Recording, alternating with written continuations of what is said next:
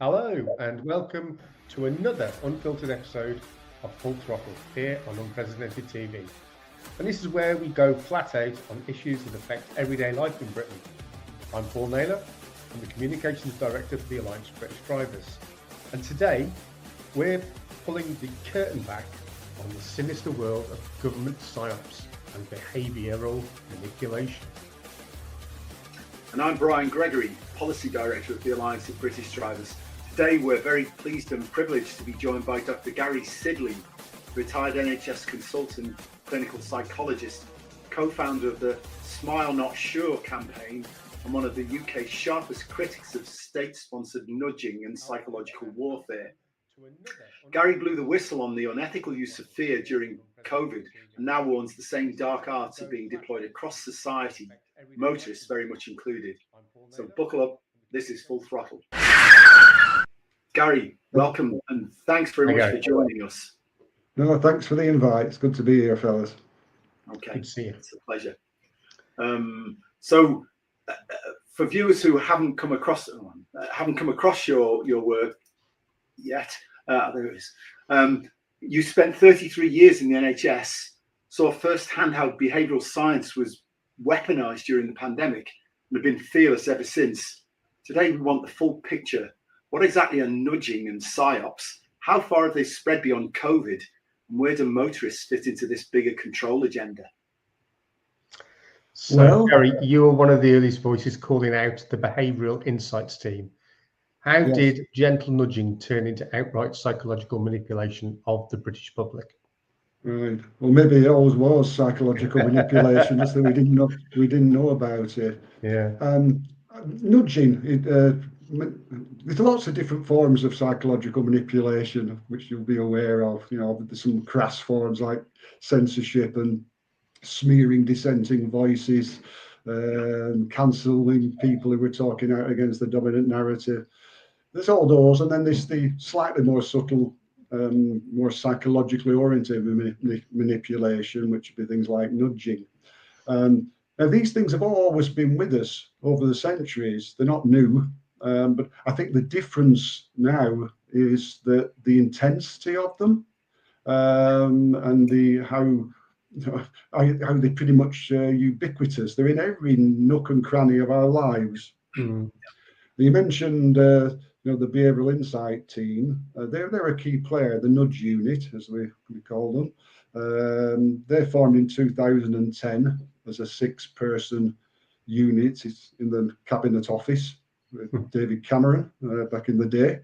But I've expanded plus since then, and now a private company, but operating in many countries across the world, obviously including the UK, employing many people. So it's the intensity, I think, that's changed, and they use nudges. They use nudge. That's what they specialise in. Now, nudge is any kind of behavioural or psychological intervention that persuades people. But the thing about nudging that's quite distinctive is that a lot of it tends to happen below the level of consciousness of people who are being targeted. Yeah. So what I don't understand about this, Gary, is subliminal advertising is illegal. It was illegal a long time ago, where they flashed up messages very quickly, and those messages were picked up by your brain, and it had an influence on people, and that was outlawed. Why is nudging and behavioural psyops not unlawful? Because you're forcing people, or you are pushing people to do things they wouldn't otherwise do by subconscious means. Well, yes, I agree, Brian, and that's a question that I've asked a number of times to various authorities, including the British Psychological Society, who were like the governing body of psychological activity in the UK. And that at the time was run by it was run by Susan Mitchie, who's a well-known Marxo-fascist who's now joined the World Economic Forum, I think. She is. She's got a lucrative job with the WHO, in I think it's called TAG. I think they call themselves. They're really into acronyms of behavioural scientists. They love them. But these things have been around. A more sophisticated definition of nudge comes from the Mindspace document from 2000. Yes. And I'll just read a little bit of that out, because according to them, what nudging is, they are behavioural strategies that achieve, and I quote, low cost, low pain ways of nudging citizens into new ways of acting by going with the grain of how we think and act, unquote. Now, the key there is going with the grain. What's happening there is human beings are just riddled with biases, perceptual biases. That's being human. We don't. None of us see the world in a 100% impartial way. We're riddled with biases, and what happens is that nudges exploit those biases to actually increase the likelihood that we behave in a way that fits their goals. So that's really what nudging is about. And since 2010, things have expanded, and I think the difference now, like I said, is the intensity and just the breadth of it, really. And obviously with social media, that amplifies things, many times. Yeah. You were mentioning before, Brian, when we chatted earlier about freedom of information requests about behavioural scientists and nudges, because they are everywhere. Yes. In the COVID event, we had them in the SAGE groups, the SPIBs, the specialist psychological subgroup of SAGE. That was like a transient group that disbanded after the COVID event.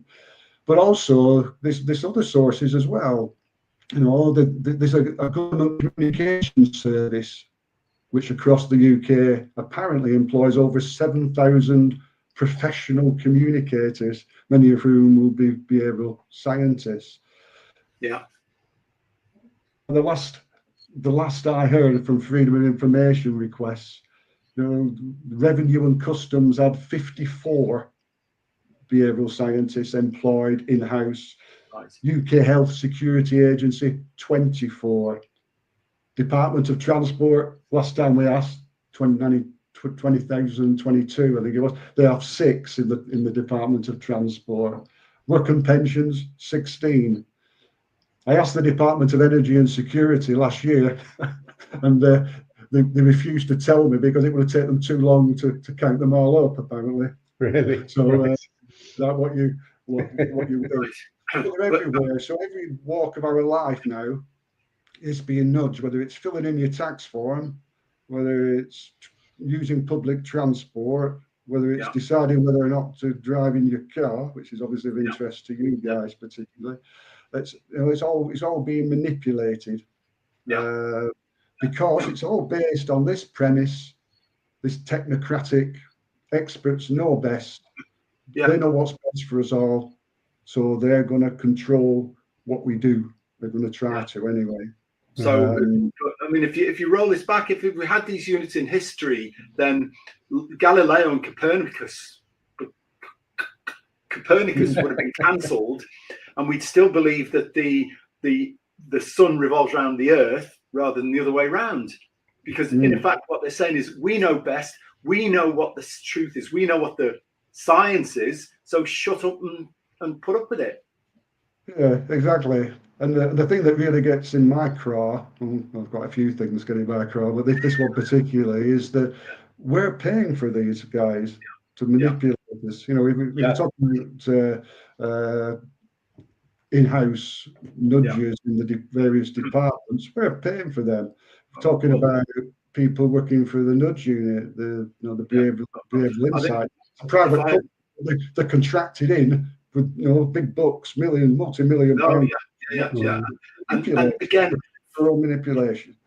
From what you're saying, it's like it stands alongside government, but not totally under its control. It's like an NGO now, a sort of private. You said private company.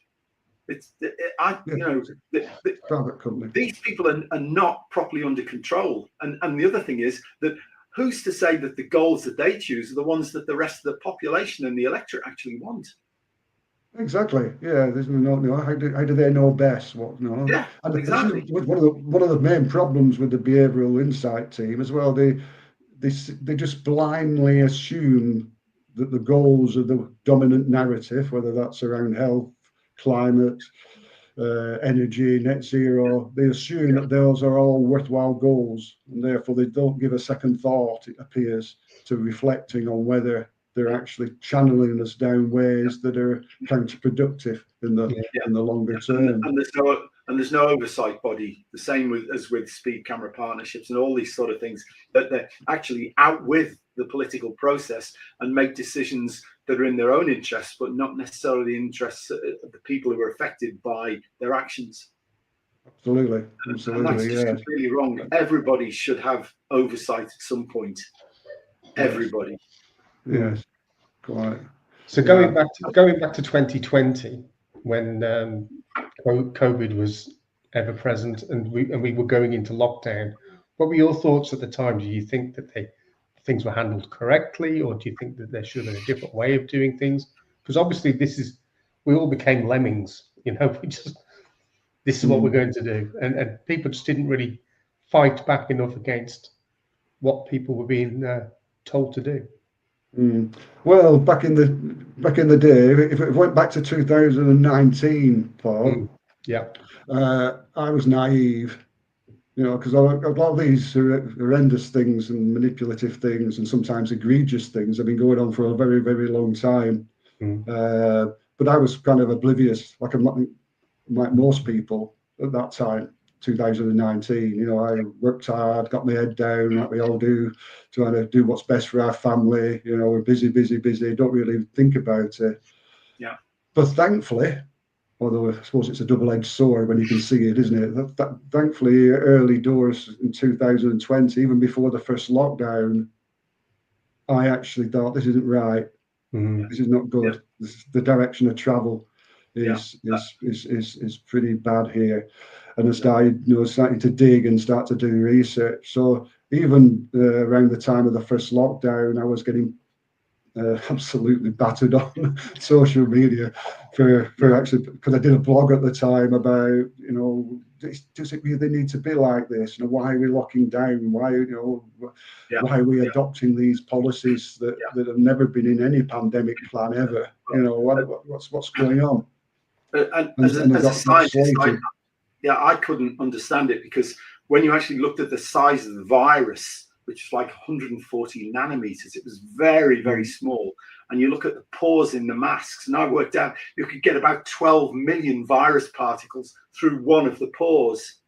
So it was a bit like a net that was supposed to, the net the size of a tennis court to catch tennis balls. Exactly. It's never going to do anything.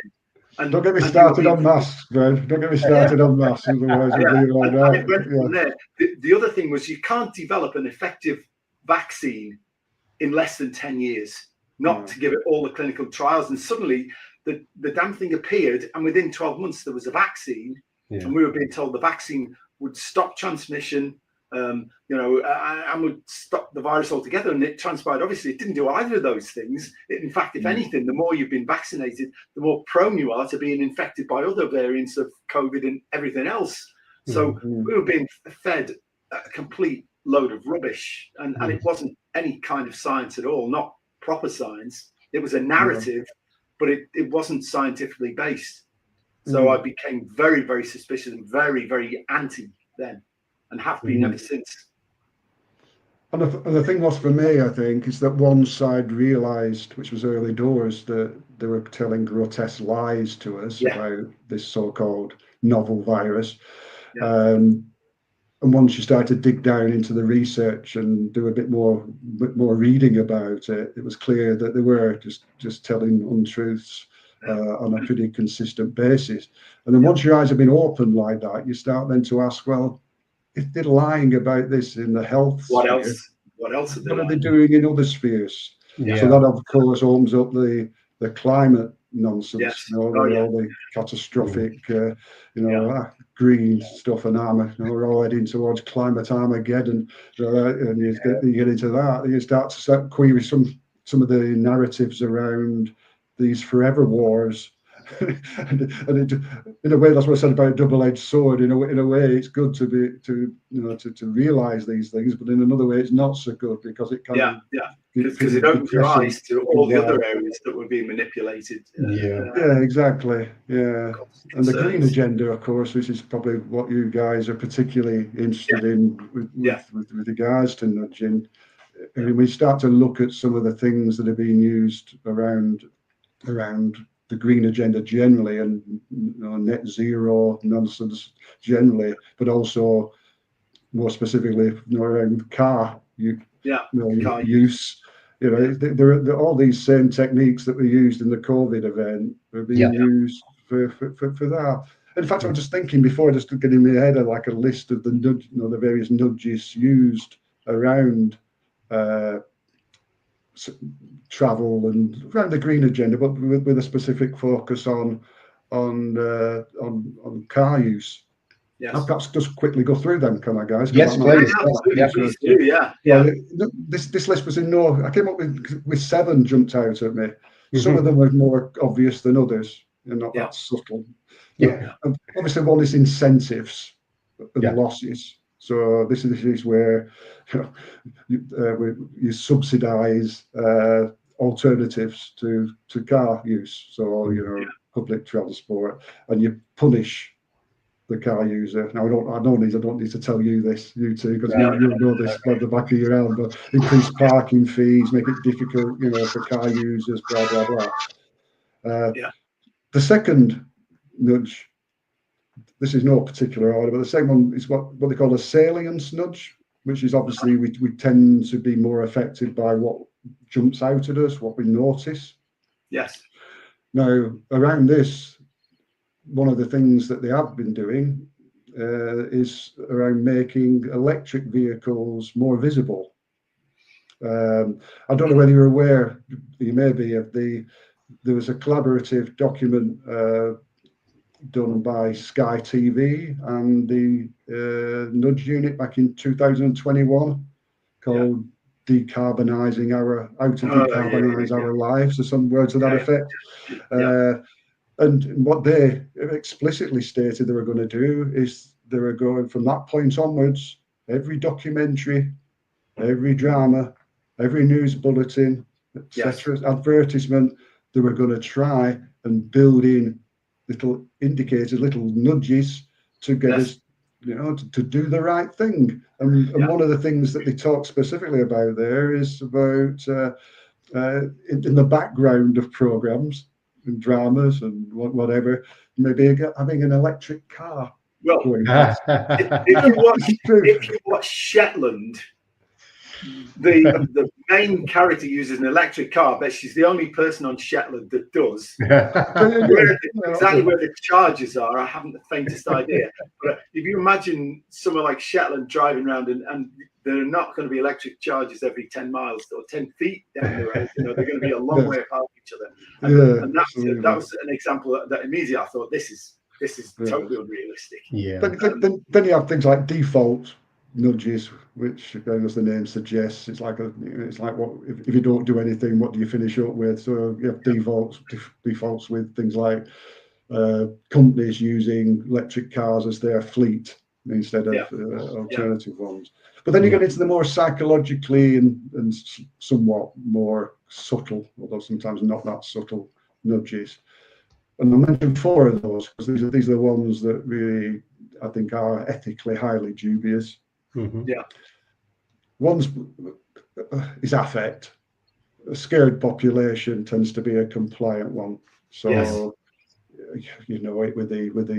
with the green agenda, this amount of Armageddon stuff that we had around there. What was the guy from the United Nations? What's he called? Guterres or something like that? Yeah, I call him the clown prince of climate charlatans.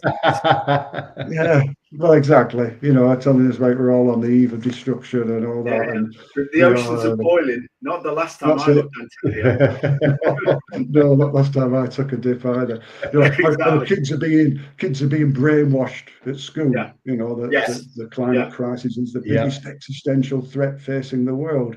Yeah. You know, and that's despite the fact that around 1 in 6 of them are already suffering anxiety around their future and the world's future. You know, and we're filling their heads with this crap.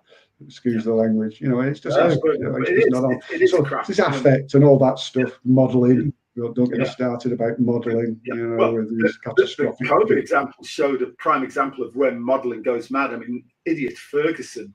I mean, you know, it's a measure now. For me, I use anything that's about between 2.5 and 5 times out of, you know, register with reality. That's a Ferguson. So 2 or 3 Fergusons out, and you know, you're in a different universe. Absolutely, got a history, hasn't he? Got a history, you know. And, absolutely, he does. You know, even had Hallett at the COVID inquiry citing modelling about these lockdowns would have saved 23,000 lives if we'd have got down a week earlier.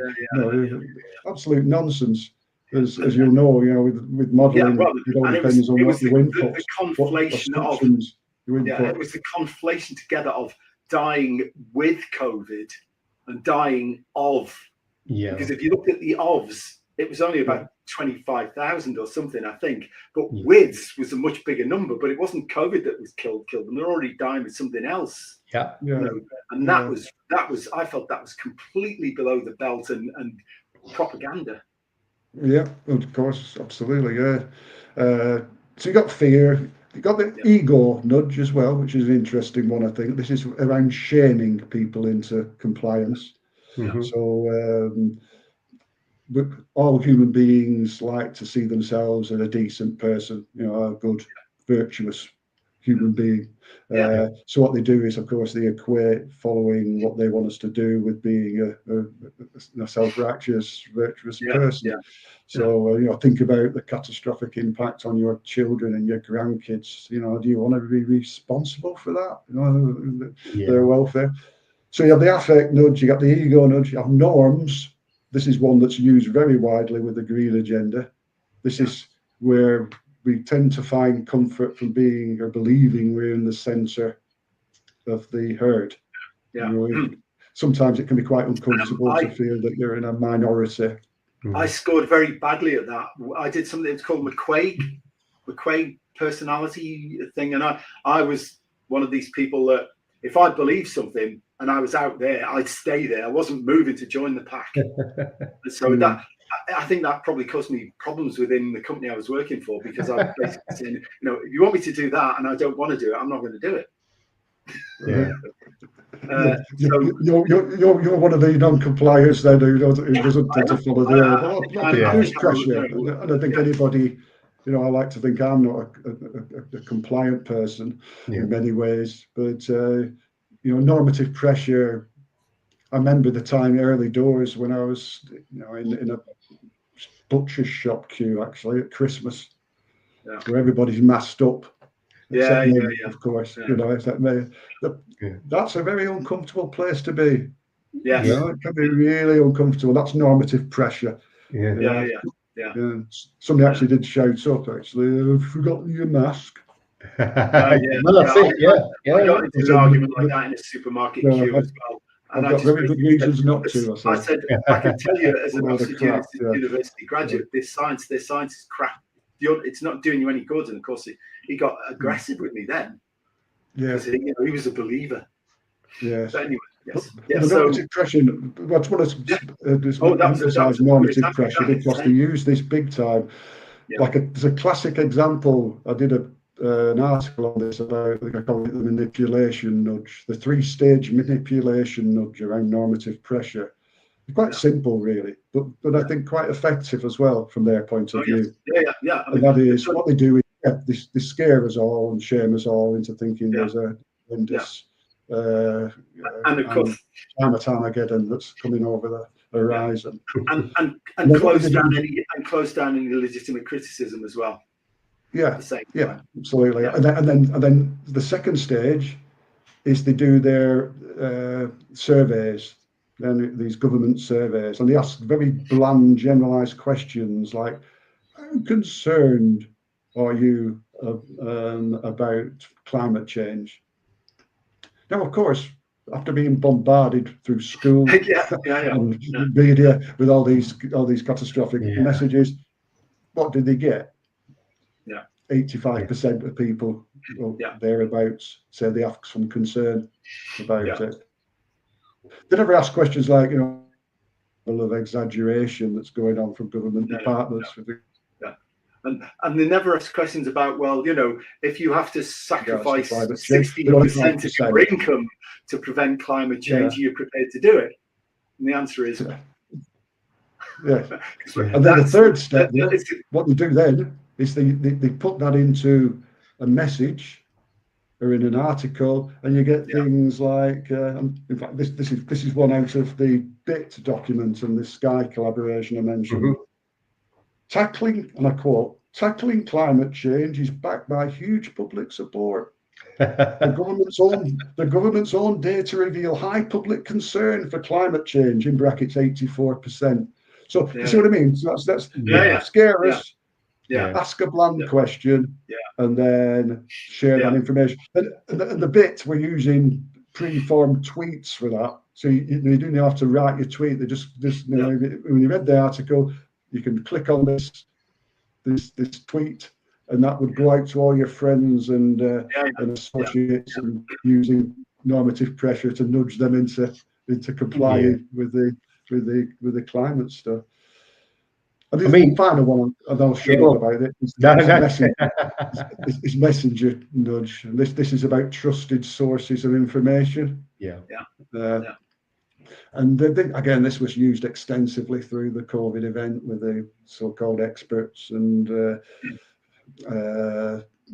people with regional accents, because we're more likely to take note of somebody like us. No ethnic groups, no Lenny Henry telling us all to get vaxxed, you know, that kind of thing. That's using the messaging nudge, and that's used quite extensively as well, you know, in the climate arena. Obviously, the obvious example is David Attenborough, preaching his catastrophic stuff. He's highly respected. But even more sinister than that is, I don't know whether you're aware that recently they have tried to bring on board health professionals, doctors, GPs, talking about them being trusted sources of information, and they want them when we go for if we manage to get an appointment, that is, of course, once we get in for a consultation, they want them to weave messages about the climate and about the negative impact of climate on our health. And stopping using antibiotics and all these other things. Well, stop killing us with your iatrogenic stuff, but you couldn't make it up, really. And so the whole COVID, the whole way that the country handled COVID seems to be a dry run for how they're going to do it for the green agenda. And locking us down because of the climate crisis that isn't actually happening. I mean, my greatest fear in all this is that we do go down that route, where so many of the massive countries on this planet are not going to go down that route, and the only people that are going to benefit from that is them. You know, it's crazy. The Chinese have an effective social control system, and we are going down the same route. But India, Russia, I don't think, they have their own sort of autocratic regimes in way. I mean, even the Indians have got ID card system that apparently is a disaster. But they are going to keep increasing the living standards of their population, because that's the best way to try and keep them under a level of control. If their living standards are going up, if they start going the other way, then it gets more difficult. And I think we're at a bit of a nexus now, because the policies that this government's been adopting, with all the nudge and all the rest of it, are clearly not improving the state of the economy. In fact, they're crashing it at a significant rate of knots. And even with all the behavioural insight stuff and all the nudges, more and more people are realising that this is a completely wrong direction to go, and so they're opposing it more and more stiffly as time goes on.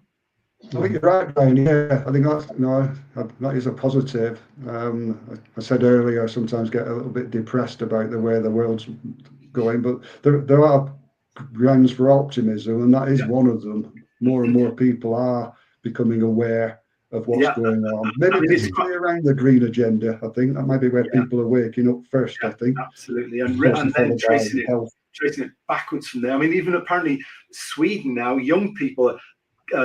Environmental concerns are about 20th in the list of important things, and the biggest, well, apart from the same problems with integration or non-integration of incoming immigrants, the other things are all economic. You know, am I going to get a job? Can I buy a house? Stuff like that, and that pushes all the climate stuff to the bottom of the pile, as it should, because you know what we've done for centuries now is we've adapted to whatever the climate throws at us, and that's what we should continue to do. Any idea that we can control the climate is for the birds. It's just stupid. It is. It's absolute nonsense, isn't it? And I think the thing that weighs heavy on me though is, like I said, I was naive back in 2019, and it's only since early 2020 that I've kind of woken up and started to realise what's going on. Yeah. And that can be quite, it's really difficult in many ways. And I think a lot of people find it difficult, not least because Western institutions that most of us anyway, once trusted, just cannot be trusted. They're the major sources of disinformation. And I do recognise increasingly this technocratic kind of world takeover. It sounds a bit conspiratorial, this, but I don't think it is once you start looking at it. If you actually look at the technocratic agenda, you know, the rule by experts agenda with alongside it things like, you know, eugenics movement and things like that. These things have been brewing for a long time. Yeah. And it's when you see 2020, they accelerated rapidly, I think. And you see them trickling in, you know, abortion at what is it, up to the point of birth almost now, you know, and assisted dying and all this stuff, all linked to this sort of eugenics and genetic population control, all of the things that the autocrats and technocrats want. And of course, big companies want it because big pharma is a huge earner. And if you can keep everybody ill and taking drugs, the pharma companies make a huge amount of money. And you get control as well. So you begin to become really cynical about everything government and big companies and the civil service do. And that's my default position now is, unless they can prove without a shadow of a doubt that it's beneficial, I assume that it's adverse and we should resist it. That's my default. Well, that's right, and it's like floating in a sea of misinformation, isn't it, from every source really, and it's really difficult to know, particularly with things like you know, the various technological things they can do these days with AI and you know, you see photographs and footage and you think, oh, that's not real. You know, that's been contrived, and it really can be quite an uncomfortable place to be. But you know, to keep on a more positive note, I do think, like you said, that people are becoming more aware, and I think it's about what would be really important is for people to become more and more aware of the broader picture, not just in one particular area. No, to start to wake up to climate stuff and health stuff, but that these technocrats, these, you know, whatever we want to call them, deep state, global elites, political elite, whatever. They're going to use whatever they can to control us. Now, whether that's health emergencies, in inverted commas, whether it's climate, whether it's pollution, whether it's you know, forever wars, etc., they will use it as a way of trying to gain control over the minutiae of our day-to-day lives. Well, the ID cards are a prime example of this, that they're pushing strongly now. Again, it's a control measure. It's got nothing to do with preventing illegal immigration or illegal working or any of that. It's purely a control measure, so that they can get more control over all of us and also reduce our accessibility to sources of alternative information, which they call dis or misinformation. For me, the biggest source of dis and misinformation is the government. Yeah, that is right. That is right. I mean, we've got a prime minister who is a globalist, so he doesn't really care as much about his country as you would expect a prime minister to do. No. And we've got one who keeps pushing elections back time and time again. So what does that tell you? You know, this is somebody who is. It's almost like he would love to turn it into an empire so that he could reign over it forever and a day. So it's the scariest time in politics that I can recall, anyway. Yeah, me too. And he's already said, hasn't he, our Prime Minister, that he prefers to be in Davos than he does in the Houses of Parliament in Westminster. So that says a lot, doesn't it? Yes, it certainly does. Yeah, about where. Well, and of course the problem is his legal background, and he just whatever the law is, and especially if it's international law, it trumps everything else, even sanity and fairness and ethics. You know. And things like the Chagos Islands. I mean, apparently one of his big mates actually did the legal work for Mauritius to acquire the Chagos Islands. Sorry, for us to pay Mauritius to take the Chagos Islands from us, and then to lease back Diego Garcia or whatever it's called. Yeah, crazy. Yeah, I wasn't aware of that, but I can well believe it. And don't even start on Tony Blair's family being highly connected to the ID cards. But the thing about these psychological manipulations, or these nudges, is well, they're just so grossly unethical. Something what you alluded to earlier. I think, what gives the government the right to strategically inflict emotional pain and discomfort on its populations as a way of getting them to do what they want them to do? That's so authoritarian, and so it is. What we'd say back in the day, China-like, isn't it? In a way. Yeah. If I were in power, the first thing I would do, I would give all of these behavioural psychologists their P45s and send them off to the labour exchange if they still exist. And I would repeal all that, the legislation that enables it, and make it illegal to use behavioural psychology on the electorate. And the other thing, I would also charge all of these politicians who are involved in COVID and all this crap with gross abuse of human rights using Nuremberg Code legislation, and I would bring back the death penalty to discourage anybody from ever trying to do it again. Because a few examples, and that people think about that. Yeah, I wouldn't hesitate. I must be honest. Sometimes you have to crack on the fence, Brian. Sometimes you have to crack a few eggs to make an omelette.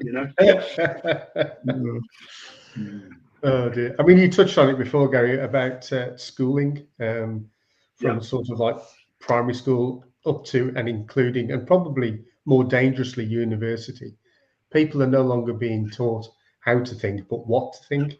And that's the greatest danger that we've got out there at the moment. Yes, absolutely, People aren't being able to have that sort of ability to think for themselves. It's a bit like the government are using Orwell's 1984 as a manual, an instruction manual. Very much so, the brainwashing and the and you're sent to prison for wrong speak. Wrong speak. I mean, one of the most weirdest things these days is platforms such as Facebook, where you can be sat there talking to your partner about something. You start scrolling on Facebook, and all of a sudden you get 3 or 4 different articles on what you've just been talking about. You go, hang on, what's this one? And the fact that everybody that's on these sorts of I call them anti-social media, but social media, is that when you're looking at these things, they give you that blinkered view of life. They give you that, they only give you what they think you want to see. So how are you ever going to broaden your knowledge of what's out there? It's very, very strange time. It's a bit of a catch-22, isn't it? It's a bit like, I do share that kind of sense, Paul, as well. All the social media channels are all highly censored. People claim things like Twitter isn't censored. It is. It's just not quite as blatant as some of the others, and algorithms just channel your kind of your content to people who probably already believe it anyway, which is a major problem. I think this one point I would, as we get near the end, I think problem, or the issue I'd like to just raise is about the question of how do we get out of this? How do we fight back? Mm. And for me, the key there is to try and encourage people to show visible dissent and non-compliance. Yes. Nothing kind of greatly complicated about that. Because if enough people don't comply, then they can't control. Oh, far more of us than them, And but when I say that, a lot of time, sometimes people come back at me and go, "Oh, Gary, I've tried. There's no reaching some people," and that's true. I think I'd save my breath for the moment, at least, with people who've been full on COVID narrative or full on climate change, whose career depends on it. Yeah, well, exactly. Was it Upton who said once, the American, you can't make a man understand something if his living depends upon him not understanding it. Yeah. It's a great way, isn't it? They've got so much industry built up around this, so you waste your breath with that. But I think there is a silent middle. I'm always banging on about this. There's the majority in the middle who have some ambivalence about what's going on. They realise things aren't right. Yes, but we haven't as yet felt able, for whatever reason, and it's easy for retired kids like me to shout out, because I'm not working in the NHS anymore. But everybody, people need to speak up, and it's that group in the middle, the ambivalent group, the silent middle, that need to be visible. It's no good hiding behind an anonymous icon on social media. No. They need to put the name to it and take every opportunity. Whether it's in the pub or in the, when you get your haircut in the shop, when the opportunity arises, without preaching, respond. I was having my haircut a few weeks back. I was having my haircut, and the guy, and the lass said, "Oh, my partner's real kind of oddball, and then in many ways, not a non-conformist." She says, It didn't even get the jab. And I said, "Oh, well, I didn't either." Yeah. And the room's packed. Everybody could hear this conversation going on. You could almost see, God was hear the cogwheels going around with people just some were probably thinking these non-conformists are not as unusual as some people think they are. Yeah. There's been a real there's been a real suppression of opinion, hasn't there? So that's the whole idea, isn't it? Catch-22 for me on social media. Sorry, what I was going to try to say before is, in a way, social media with the technocrats is a real powerful instrument that they can brainwash us plus compared to what they could have done a couple of decades ago. Yes. Yeah. But also, it's a tool that potentially gives us a bit more of a potential to get our message out there as well, even though it's censored and restricted to various degrees. So I've got to stop. Don't want to leave it. Because I think much more. I mean, about free speech. I think he's more open-minded, and that's what we need. We need people to be prepared to think outside the box that they're being shoveled into, and look at alternatives. Because everything's, it's being pre-fed, pre-packaged, and that's all you need to know. Well, actually, no, it isn't. Most topics are much wider than that, and the received wisdom is often not right. I think that's right, Brian. I think people need to, people will only move, usually anyway, kind of one cog at a time. Yes. Think of people on a spectrum, from the full-on dominant narrative to the full-on skeptics that the other call. It's if you try and change the viewpoint of somebody who's too far away from what you're saying, it will not register. It will get distorted. It'll get dismissed. It'll get ground down to mean something else. So it might not even be heard. They might not even attempt it. And it challenges, because of course they have the self-image, and if you hit them with something that completely undermines their self-image, then they won't respond at all well to that. So exactly. They just think, in fact, they'll get deeper into what they believe as a defense mechanism.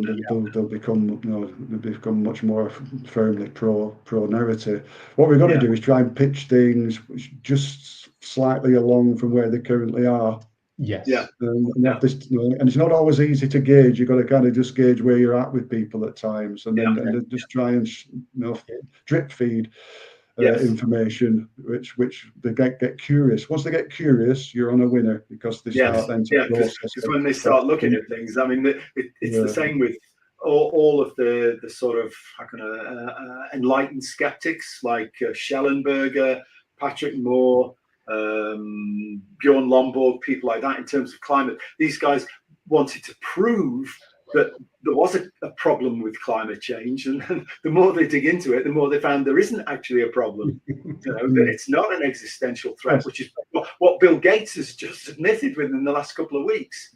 And so if you can get people curious and checking facts instead of relying on fact checkers, then they'll find things out for themselves and find that things are actually much better than the picture that's being painted by our friend Clown Prince Gutierrez. Yeah, absolutely. Yeah, and I think those kind of conversations, I think everybody can have them. They're not preaching. Obviously, people just turn off if you start preaching, particularly if they're too far away from where you're at the time. But opportunities do pop up regularly in just general life. Oh no, I don't agree with that, or I'm not going to do that. I'm not going to wear that mask. I'm not wearing a mask. Just to share with friends, relatives. And on a positive note, my sense is that there are more and more people now who are showing dissent. There are showing people of dissent, saying, "No, this is not right. This is crap. This is rubbish. I'm not going to do that again." Which bodes better for the future, because the more they try and clamp down, the more people are going to dissent, and there comes a point where it becomes obvious that that's not sustainable, and they will have to back off or find themselves in a sea of civil disorder. Yes, I think they either back off or they go too fast from their perspective. So I think they may have done through COVID. COVID woke a lot of people up. So I think in that respect, it went too fast from their, given their aims, because I think more people thought this is not right. This is rubbish. Started like me questioning all the other institutions that are pumping out misinformation to us. Of course, one of the craziest things that you'd see during COVID would be somebody driving along in their car, one person, just the driver in the car with a mask on. What's that all about? I know, and it's hard. It's difficult at times not to ridicule, isn't it? But it really is. but then again, ridiculing people doesn't really get them to change their mind. That's the problem. No, it doesn't. Actually, probably hardens their views. You've got to get them. It's in that situation, as you say, it's a lot of little nudges over a period of time that will convert them. But if you hit them straight on and ridicule, then that's probably counterproductive. Yeah. Anyway, where are we with our question list? Don't want to start now. Most of them. I mean, I think we've already answered one of the questions Paul was going to ask, and said, when they target car use, 20-mile-an-hour zones, or meat eating, is that still nudging, or is it full on psyops? Well, I think it's a combination of a number of techniques at once.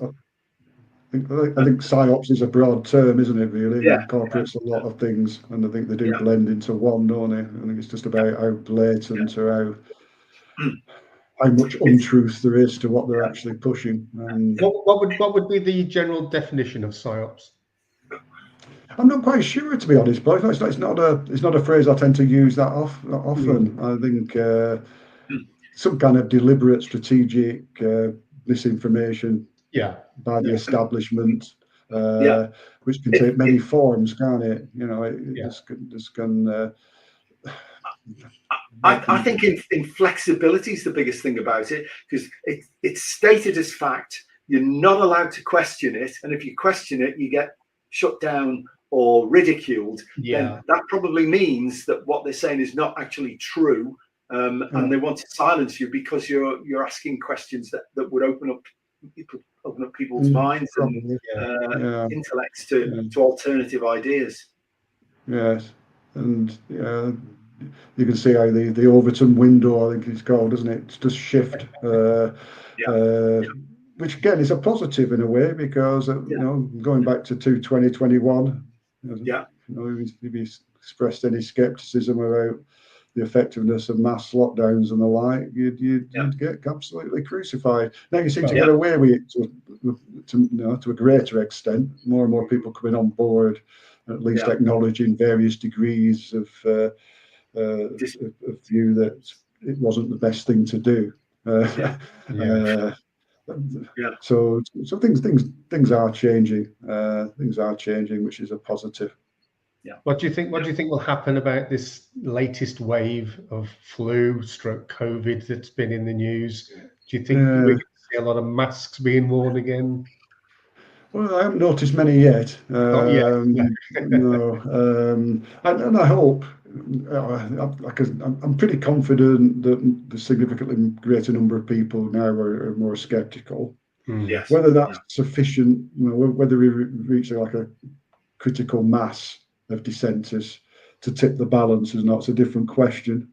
So I don't know. They kind of test us out with these things, don't they? You know, I think somebody's clearly been pushing masks and viruses again for a few weeks now. It's always popping up on my social media, you know, on Facebook.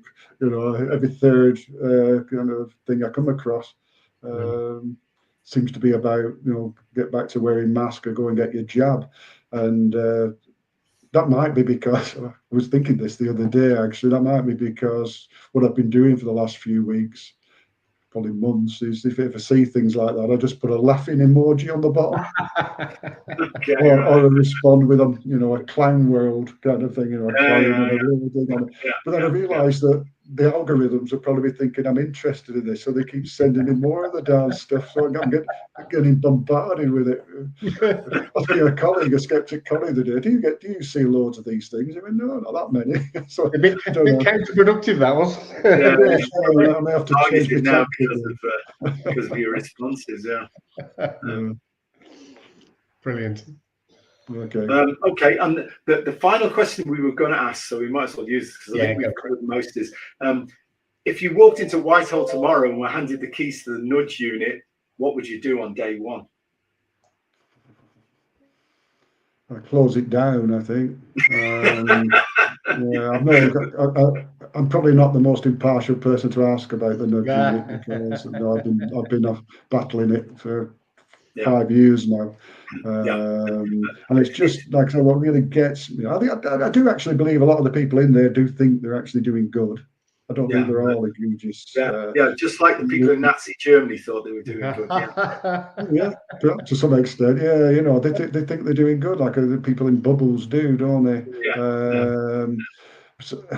And you know, these things aren't going to go away. I think we have to be clear about that. These things are always going to be used to some extent, but I think there is something distinctive. They need to be subject to regulation by a higher body with a higher standard of ethics. But more to the point, Brian, that it's our government that's doing this. It's how we're paying through our taxes for people to manipulate us. Now, I can buy it with advertisers. I can, excuse the pun. No, I can take it with advertisers that they're, you know, that they're always going to use that. They're going to want me to buy their product. Of course they are. So they're going to use. Because they're trying to sell you a product. Government. Our servants, supposed to be people we pay their wages for, are manipulating us, and I just think that's completely. I take very badly to that as well. Absolutely, and I think that's the thing we've got to stop, and there's got to be a rollback of this. And at some point, a political party has to take control of this and put in legislation in place for controlling bodies to control supposedly ethics units to actually be ethical. Yes. Yeah, we need to go back to, I suppose, I'm not a religious person, but back in the day, religion was one of the positives, a lot of negatives, but one of the positives of religion is it gives us some values that weren't utilitarian values, it weren't the greater good values, it was about predominantly around the individual. You know, what is right and what is wrong. We've got to get back to that, and I think we've got to come up with some explicit values, ethical values that was saying that this country is going to adopt, and we're going to use these to adjudicate on various policy decisions, not keep falling back like we've done throughout the COVID event on, the greater good, or you're being selfish, got to think of others. No, if you lose the individual rights, the personal freedoms of the one person, what my basic human rights are, then you've lost everything. We need to get back to that kind of focus. But we do seem a long way away from that, sadly, at the moment. Yeah.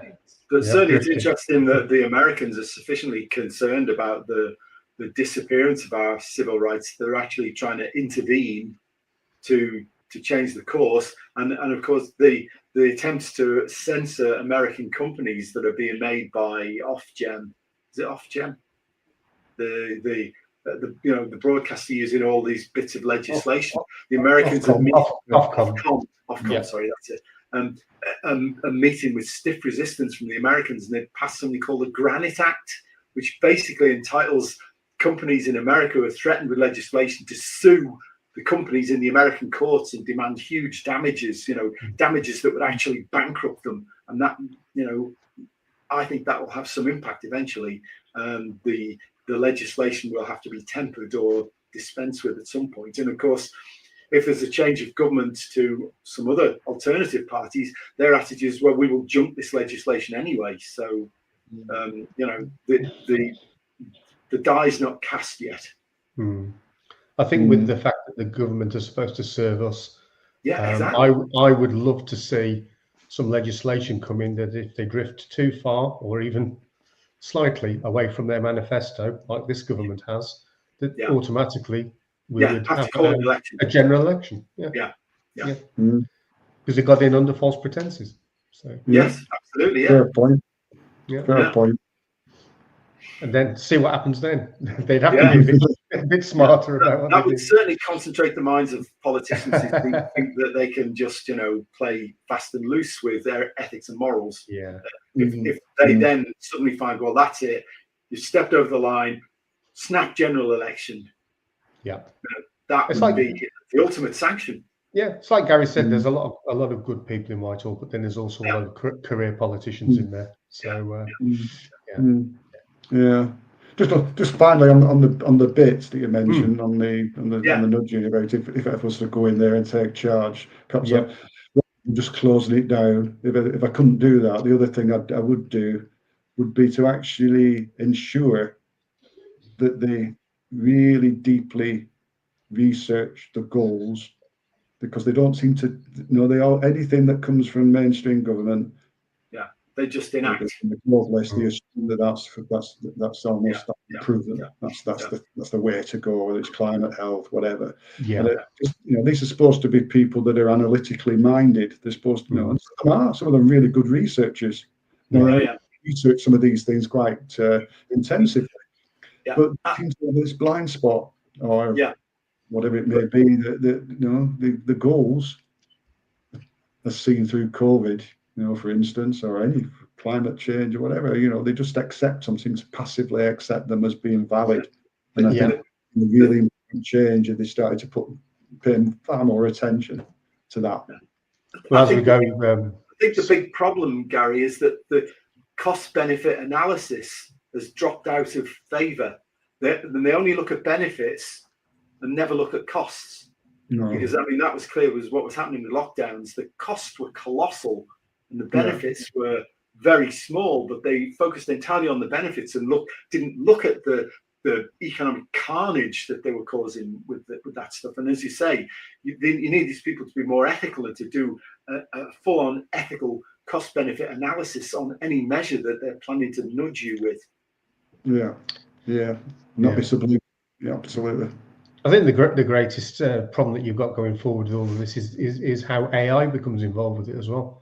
Because if these people do get lazy on their research and just put a few cues into AI, and then take as read that what AI spits out is correct, well then where's that narrative coming from?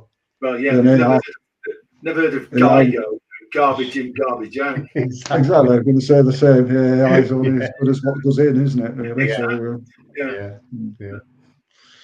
Yeah. Brilliant. Okay, I think that's we've had a fairly good exchange of views and a bit of interesting discussion. Yeah, Maybe we enjoyed it. we should come back in a 12 months time or so and see how things have developed for either better or worse. Come back in 2 months' time when everybody's wearing masks. Yeah. Don't jest about it, Paul. No.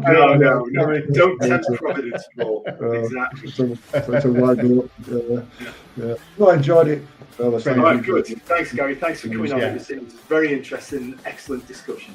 Thanks So I'm sure we'll catch up with you later. Maybe not in 2 months wearing masks. Certainly fairly soon. Anytime, keep in touch. All right. Yes, Great. Thanks, Gary.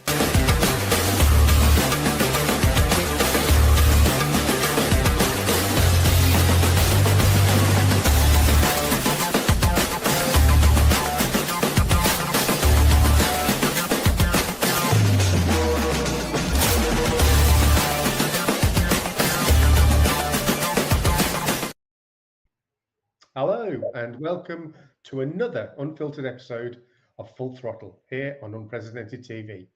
And this is where we go flat out on issues that affect